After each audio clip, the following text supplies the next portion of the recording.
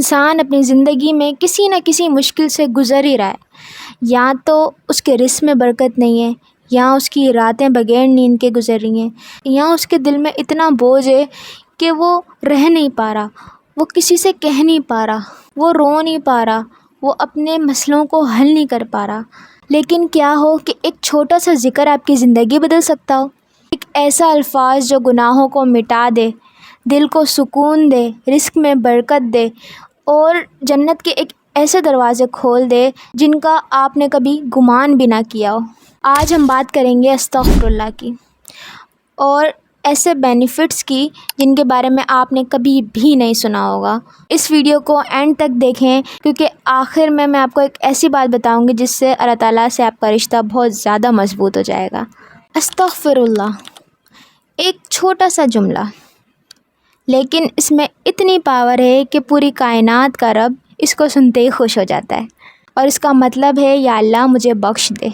استغفر اللہ صرف ایک عبادت نہیں ہے، یہ ایک دعا ہے، یہ آپ کے رب کے ساتھ تعلق مضبوط ہونے کا ذریعہ ہے، اور یہ ایک طریقہ ہے اپنے دل کو صاف کرنے کا۔ یہ ٹاپک پہلے سے بھی زیادہ ضروری ہو گیا ہے، اس لیے اس ویڈیو کو دھیان سے دیکھیے گا اینڈ تک، تاکہ آپ کو سمجھ میں آئے کہ آپ کا دل کیوں بوجھل ہو رہا ہے، آپ کو کیوں پریشانی اتنی فیل ہو رہی ہے، آپ کے رزق میں کیوں برکت نہیں ہے۔ سارے سوال کے جواب آپ کو اس ویڈیو کے اینڈ تک ضرور ملیں گے۔ یہ بات سمجھنا ضروری ہے کہ کوئی بھی انسان مکمل نہیں ہے، ہر انسان سے غلطیاں ہوتی ہیں۔ حضور پاک صلی اللہ تعالیٰ علیہ وآلہ وسلم نے خود فرمایا کہ ہر آدم کی اولاد خطا کار ہے، اور بہترین خطا کار وہ ہے جو گناہ کرنے کے بعد توبہ کرتا ہے۔ اللہ تعالیٰ نے ہمیں کمزور بنایا ہے، مگر اس کمزوری کا بھی حل ہمیں اللہ تعالیٰ نے دیا ہے۔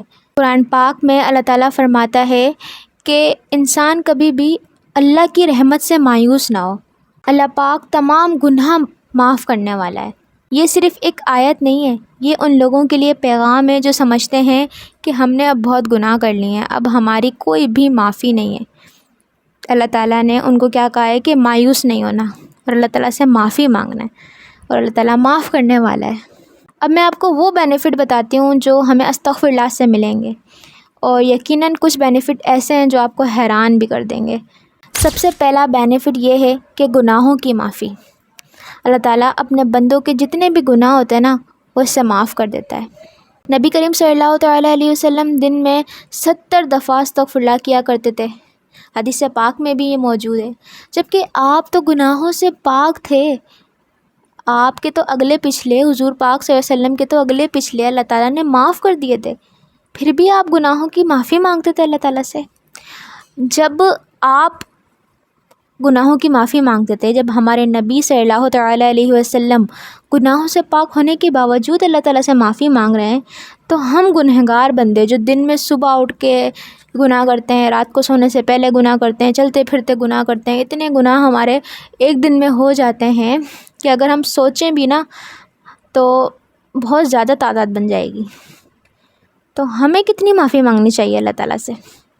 سوچیں، اپنی زندگیوں پہ غور کریں اور اللہ تعالیٰ سے معافی مانگیں۔ اور دوسرا بینیفٹ یہ ہے استغفر اللہ کرنے سے کہ ہمیں دل کو سکون ملتا ہے۔ جب ایک بندہ دل اس کا بوجھل ہوتا ہے نا، وہ رو رہا ہوتا ہے، تو اس کو ایک چیز ریئلائز ہوتی ہے کہ یہ سب جو میرے ساتھ ہو رہا ہے نا، میرے گناہوں کی وجہ سے ہو رہا ہے۔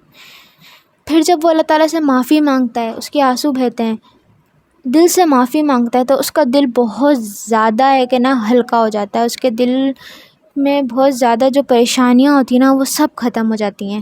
اس کو یقین ہو جاتا ہے اللہ تعالیٰ نے مجھے معاف کر دیا ہے، کیونکہ ہر بندے کو یقین ہے کہ اللہ سے اگر ہم معافی مانگیں گے نا تو اللہ تو معاف کرنے والا ہے۔ اور یہ ایک ایسا لفظ ہے جو انسان کو اللہ تعالیٰ کے قریب لے جاتا ہے، اور جب اللہ تعالیٰ کے کوئی بندہ قریب ہو جاتا ہے نا تو اس کے دل کو تو ویسے ہی سکون مل جاتا ہے۔ ایک اور بینیفٹ یہ ہے کہ انزائٹی اور پریشانی سے نجات ہو جاتی ہے، اور ایک اور بینیفٹ یہ ہے کہ رزق میں برکت ہوتی ہے۔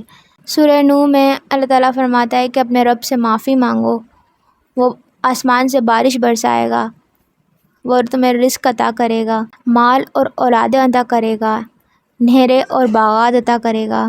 یہ آیت ہمیں یہ بتاتی ہے کہ استغفر اللہ صرف آخرت کے لیے نہیں ہے، بلکہ یہ دنیا کی روزی کے لیے بھی کتنا پاورفل ہے کہ اللہ تعالیٰ اسے دنیا میں بھی رزق عطا کرے گا۔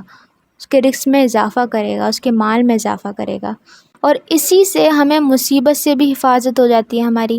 کوئی ایسی مصیبت ہمارے اوپر آ رہی ہوتی ہے، اس سے بھی ہماری اس سے حفاظت ہو جاتی ہے۔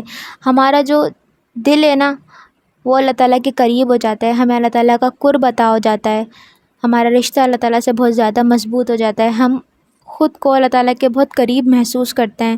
اب میں آپ کو 2 مثالیں دیتی ہوں۔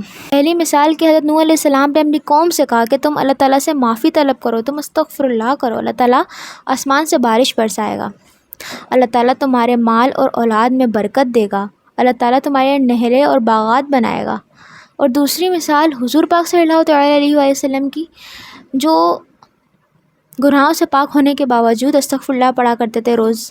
ایک مثال جو بہت زیادہ پرانی ہے اور ایک مثال جو ہمارے نبی کریم صلی اللہ تعالیٰ علیہ وآلہ وسلم کے دور کی ہے۔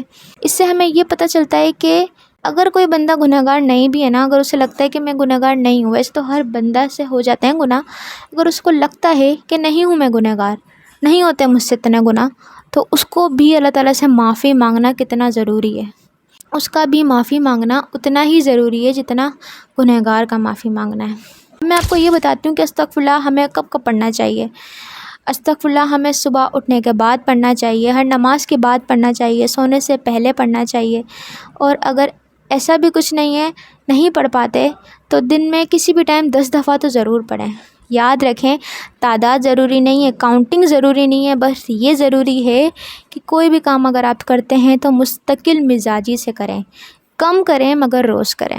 آج سے یہ اپنی روٹین میں شامل کریں، اپنی روٹین میں صرف 5 دفعہ استغفر اللہ پڑھیں، 3 دفعہ استغفر اللہ پڑھیں، مگر ضرور پڑھیں، کیونکہ یہ ایک ہماری زندگی میں بہت اہم کردار ادا کرے گا، ہماری زندگیاں بدل دے گا، ہمارے اندر سکون پیدا کرے گا، ہمارا اللہ تعالیٰ سے بانڈ مضبوط کرے گا۔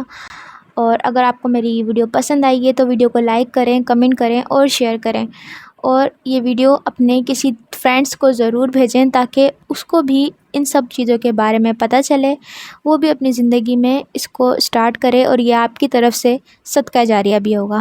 اور کمنٹ میں استغفر اللہ لکھنا مت بھولیے گا۔